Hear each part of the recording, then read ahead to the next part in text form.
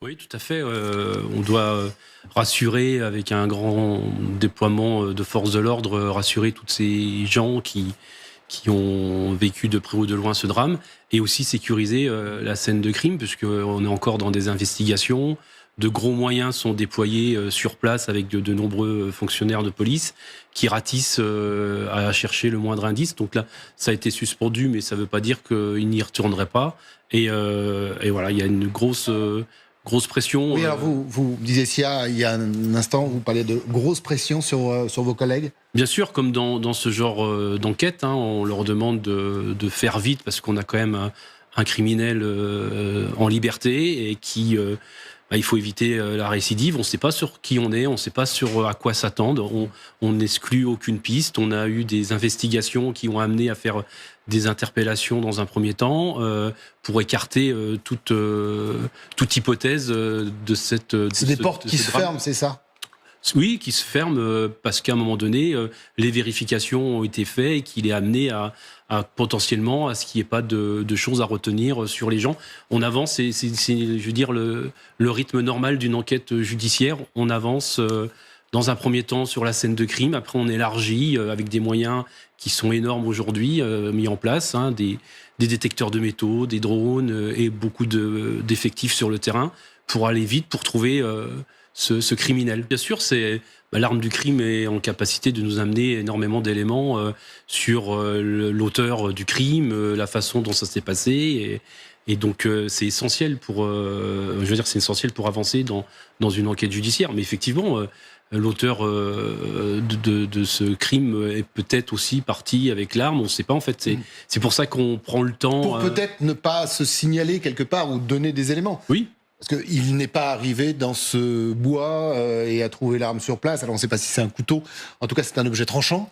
Et voilà, il y a peut-être un crime d'opportunité. En tout cas, il avait peut-être l'arme sur lui. Et c'est une arme qui pourrait mener les enquêteurs jusqu'à l'identifier. Tout à fait. C'est un objet tranchant. On n'a pas forcément de précision plus complémentaire là-dessus. Maintenant, effectivement, il a pu le trouver sur comment dirais-je, au moment des faits. Il a pu aussi repartir avec. Ça montre aussi, ça décrit un peu aussi, comment dirais-je, l'identité du criminel, hein, parce que c'est réfléchi. Si on pense à prendre le couteau, c'est que derrière l'acte en lui-même est quand même un peu plus réfléchi que un coup de folie, comme on va entendre dernièrement dans toutes les affaires qu'on a, où la plupart du temps, une fois les individus interpellés, on se réfugie dans l'amnésie ou dans la folie. Ça fait partie de l'enquête. Hein. On va, avec la géologue, on essaye de voir avec les antennes, relais, voir qui a passé des coups de fil, qui était présent dans la zone. Et puis après, on demande des explications à ces personnes-là, une fois identifiées par leur téléphone ou autre. Mais Guillaume parlait d'une vidéo où on voit un homme suivre la petite Louise. Il est habillé, il a une doudoune, il a une casquette.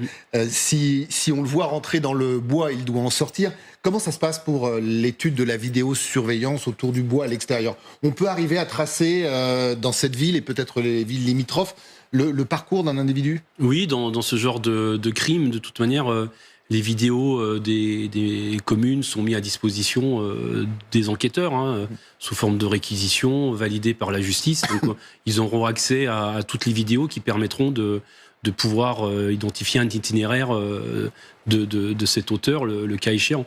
Là, effectivement, d'après les éléments qu'on a, on aurait une vidéo qui montre un individu qui serait en train de suivre la pauvre petite Louise.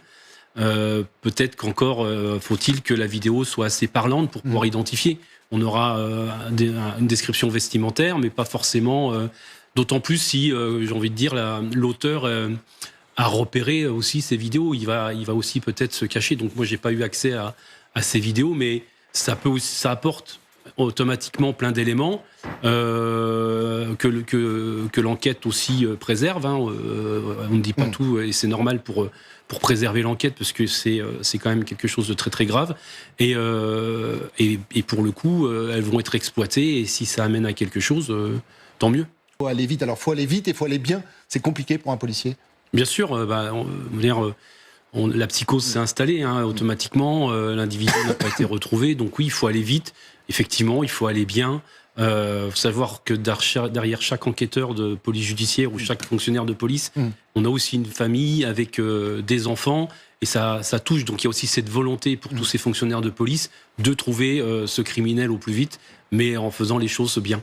Chaque élément est important, permet après analyse de faire avancer l'enquête. Donc téléphone portable, tout à fait, est un élément essentiel pour pouvoir avancer sur cette enquête.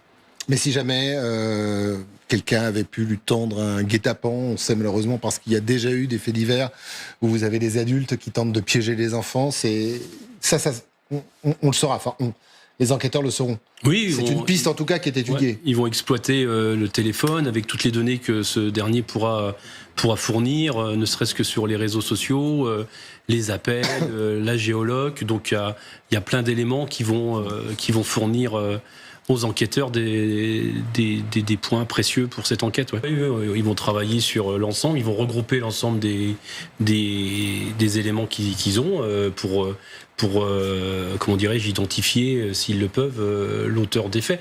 Voilà, chaque élément est important. 10 coups de couteau, quoi qu'il en soit, c'est quelqu'un qui veut tuer. C'est une évidence.